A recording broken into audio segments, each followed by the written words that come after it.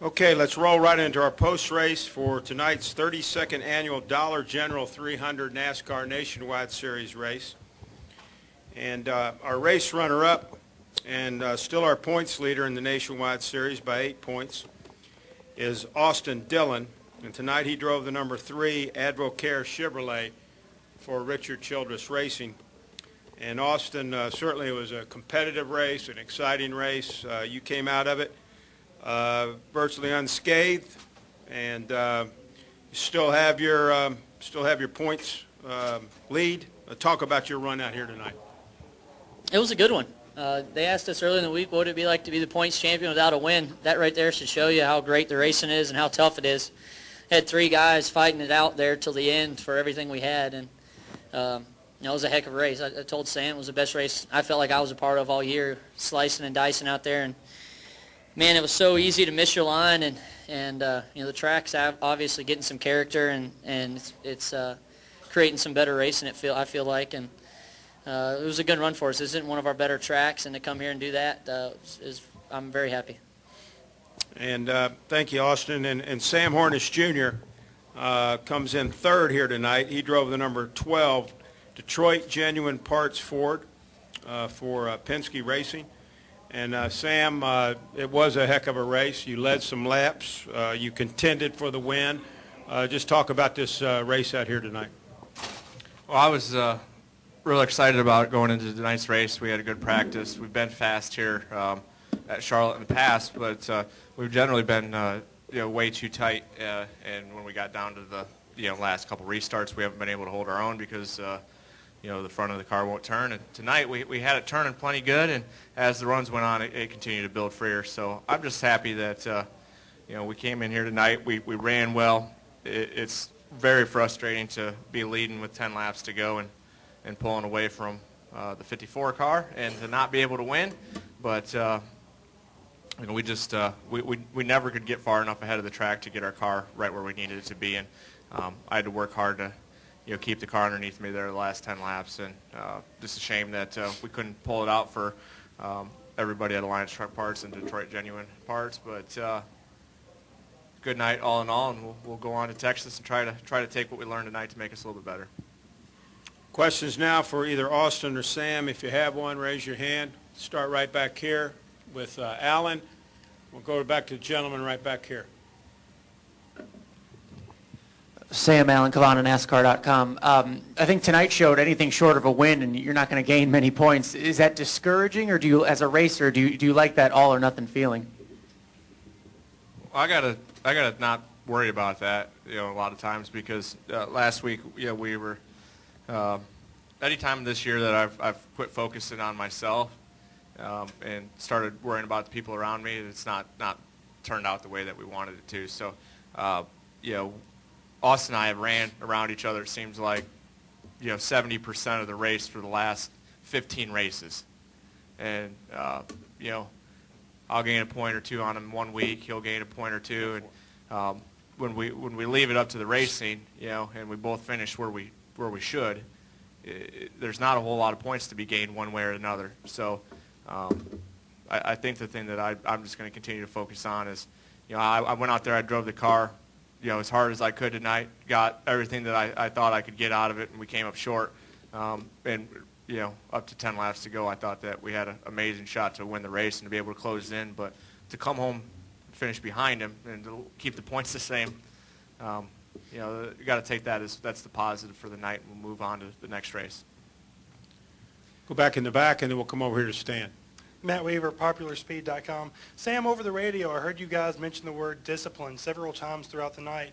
So I'm wondering, was there a certain point this season where you guys felt that maybe y'all had lost focus or y'all had lost that discipline, and that's something that they remind you to get back on track and just, maintain pace? That's the thing that I continue to tell them to remind me of, because there's a certain a lot of these tracks with this new car, and for however the track and the tire and everything's coming together, it's very important to hit your lines and to be very diligent about knowing where your car works the best at, and to be able to keep it there and to not be wandering around trying to find different lines to make it work. And it's very hard to do when the 54 is catching you and he's on a different line than you. You gotta move around and try to make something happen. But that's one of the things I try to, there's a certain number of tracks that it's very important that you hit your line just in the right area, and it's big speed difference. So that's basically it. There has been times that we've lost focus, and it was kind of goes into what I was saying before. My discipline is certain things about driving the car, and the team's is focusing on the 12 car and not worrying about the 22 and the 54 a lot of times, because that's like I said, when we've got ourselves into issues this year. Let's go over here to Stan, and then the gentleman next to him, and then to Bob All and right. Dustin. Stan Creekmore with RPMTonight.com over here in the corner, guys. The question is actually for both of you, only in different directions. Austin, you've got a busy couple of weeks, whereas Sam, you have a couple of weeks where you're not going to be quite as busy. Is that a positive for both of you, what you're going to do over the next couple of weeks?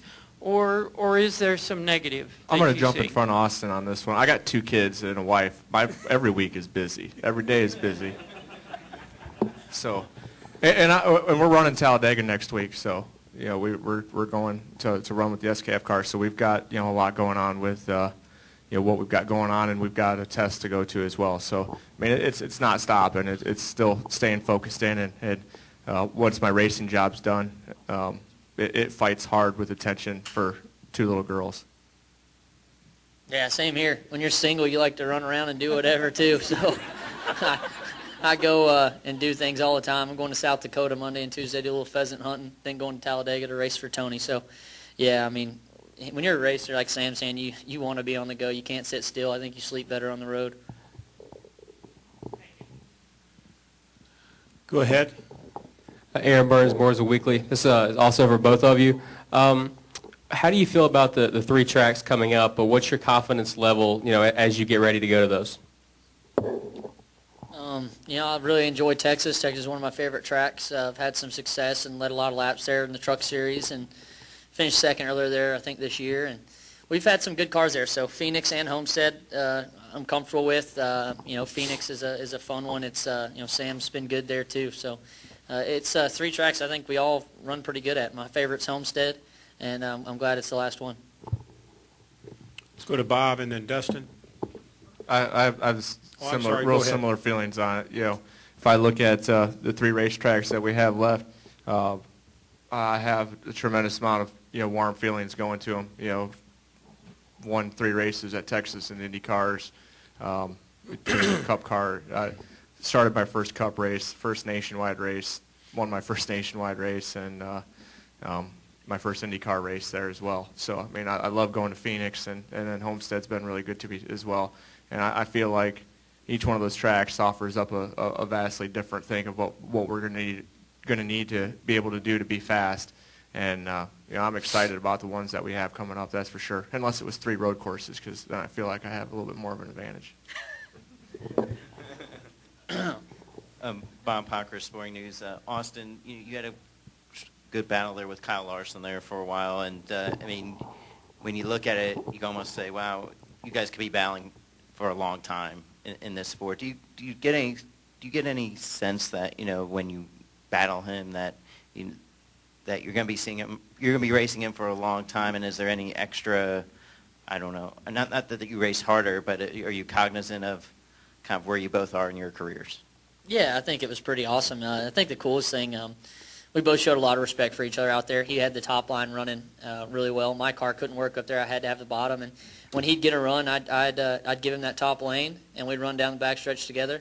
When I cleared him on the bottom, he turned off the top lane and got behind me to see if we could go down and catch the 2 in front of us. And it was hard racing, and we raced hard at Eldora earlier this year, and I do enjoy, he's a heck of a driver, and I love racing against guys that race you like you want to be raced, and he definitely did that. I think it was fun tonight. Go ahead, Dustin. Dustin Long, Motor Racing Network. For both of you, obviously with a couple weeks off of the series, but you guys will see each other next week at Talladega. for as intense and as competitive as this championship is, would you almost rather not see each other for the next couple of weeks and just kind of hit a reset button? Does it matter?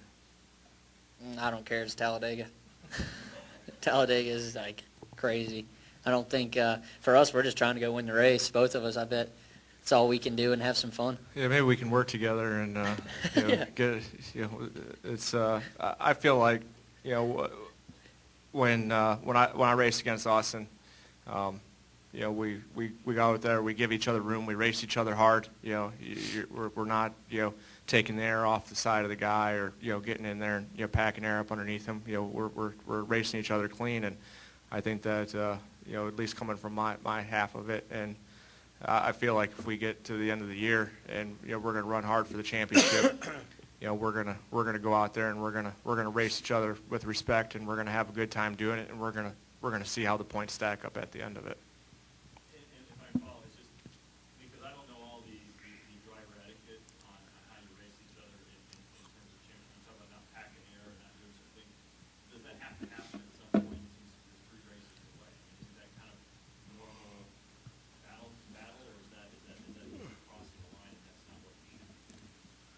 I think we're both good enough right now where our cars and our crew and everything, it takes a little bit of everything to pass. At the end of the race tonight, I was doing everything I could to focus to hit my line. He was talking about line sensitive, and I was just backing up my corner to make sure I hit the line that my car was good in. And it takes every bit of focus down to the end of the race. And, if his car falls off a different way than mine, and that's how it's going to be, I'd say. I mean, restarts are crazy. You have to worry about others. There's things that go into that other cars can take away from you. There's definitely guys out there you got to watch out for that put you in that situation, and hopefully we're in front of that and we can race it out. Agreed. Let's go here to Zach, and then Mike, you have a question? Go ahead, Zach. Yeah, Zach Albert, NASCAR.com. This is for Austin. That fairly well answered my question, but how hard is it for you guys to, as much as you're around each other, seemingly, how hard is it to race each other that hard, but keeping it clean and fair and with respect? I mean, it's not hard, really. I mean, we're doing everything we can to keep it straight out there. Truthfully, you're driving on the edge every lap and trying to stay focused and finish the race in the right spot, where you feel like your car should finish. When you get close to the guy you're racing for, I mean, it's really, I'm trying to win a race, truthfully. I haven't won a race this year and feel like we need to, and there at the end, that's what I was going for. Somebody might come over the radio at the end and say, all right, be smart or something, but I kind of have my goals set already, and I stick to them, and hopefully my family members stay off the radio as much as they can, and that helps sometimes. Mike? Mike Neff from FrontStretch.com. For both of you, at least looking from the side, it appeared that throughout the runs, some cars would be faster and then drop off and gain speed again. Is that a combination of the track starting to age and the tires starting to give up a little bit, and is that kind of what you're looking for when you're going out there racing at Charlotte? I think that the tire that Goodyear brings here, as well as the track, is now getting its character. It's gotten washboard down at the bottom through pretty much both ends, starting to pick up some bigger bumps as well. I love those places that have that. Atlanta's my favorite place that we go to because you're up and the car's bouncing around. It almost feels like you're running a dirt race a lot of times. And the more that the cars will fall off over the run, the more you have to drive, the more you have to be up on the wheel. And I feel like, we went to a place last weekend where there's no fall off, and it's basically like qualifying every lap. And then you have to try to, run around 39 other guys at the same time and worry about how you're going to catch the lap guys. So I feel like this track is picking up character, but Goodyear's also got a very good tire that will hold together but also fall off and lose time, and the guys that can manage their stuff a little bit better are going to be okay. I saw guys that built tight tonight. We built free for whatever reason, and we worked on getting the car tightened up all night long and just couldn't ever get there. And I thought we had it for the last run, and then all of a sudden one lap it just starts building freer and freer as we go. Yeah, I mean, it's I was talking to a few different people before the race about how when the tire got some temperature in it, it just totally changed the outcome. And going into the night, I figured everybody would just get tight as we ran, and you'd be fighting that tight. And actually, the first run of mine built loose too, and then we kind of got over that and got it to where it would build her tighter as we ran. Kyle Larson's car, I mean, it had to be super tight to run up there where he was running against the wall. I told our crew chief, we can try and work it to where my car runs like that, because we were in traffic that one time and he was going up through there so fast where you get on the bottom, everybody's kind of there. It's just tough to make that line work. And I told him, I said, we'd have to make a huge adjustment for me to be able to go up there and run where he's running to be competitive. And we kind of just stuck to our game plan, got our track position back, and our line prevailed at the end, I think, and our adjustments did also. Al? Yeah, Al Pierce from Auto Week for either or both of you. With about 12 or 13 laps to go, it looked like Kyle Busch was going to finish third or fourth or maybe even fifth. And all of a sudden, there he comes. Do y'all have any explanation for that? I mean, did he do something different, or did y'all do something different, or, I mean, it just looked like he was beat. I was under him twice in 1 and 2, and he'd just clear me, and a lap car would come up just in time. Actually, I was under him all the way down the backstretch. The 23 went into 1, and I had to lift and pull back behind him. That was one key moment for me in clearing him. If I could have cleared him there, that could have let us set sail, I feel like. And that was pretty key, a lap car catching him, and then he had the top line the rest of the race. And when you run that top, if your car's good enough, you just have the momentum down the straightaway. And it's everybody's so close there at the end, you can't gain a lot. But you actually passed him to the lead.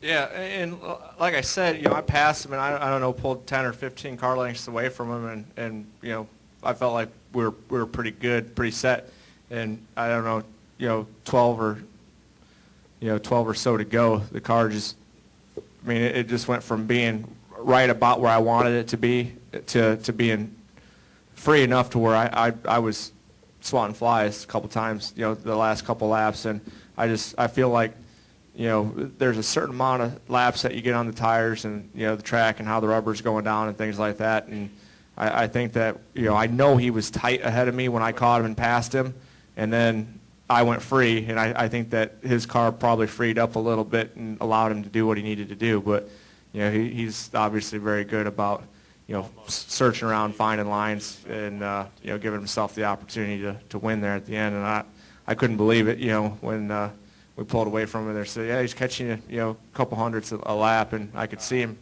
staying equal or gaining. And I switched my line one time to see if I could make the top line work, and he was right there, and there was nothing I could, really do about it from that point on. Any other questions for Sam or Austin? Listen, guys, thanks for putting on a great show. We'll see you at Talladega.